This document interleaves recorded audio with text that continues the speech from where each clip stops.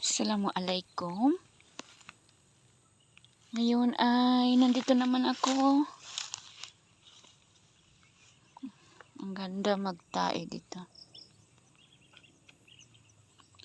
Yan po guys. Nandito naman ako. Tinitignan ko yung palay ni Napi.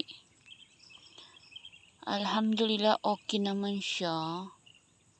Diba? Tapos yan siya.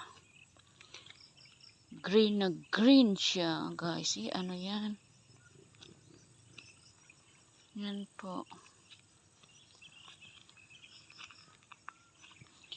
Yan po guys. Ang ganda ng pamumuhay niya. Yan.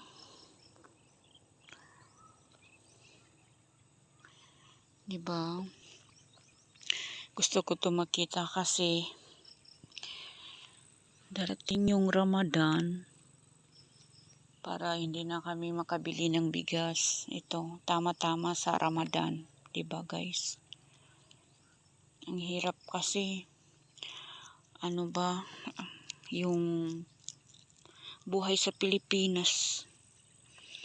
Lalo na walang pumapasok kahit piso. Ang hirap talaga. Yung isang sakong bigas, siguro 1,300. O, kita mo.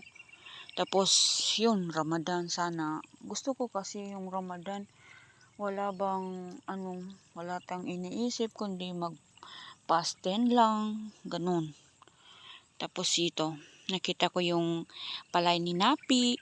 Tapos, ang ganda ng pamumuhay. Yan po. Kasi, lagi akong nag-aalala, ano ba, yung buhay ba. Yan.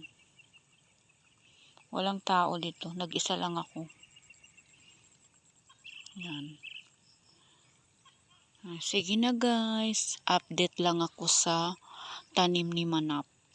Bye-bye. Thank you.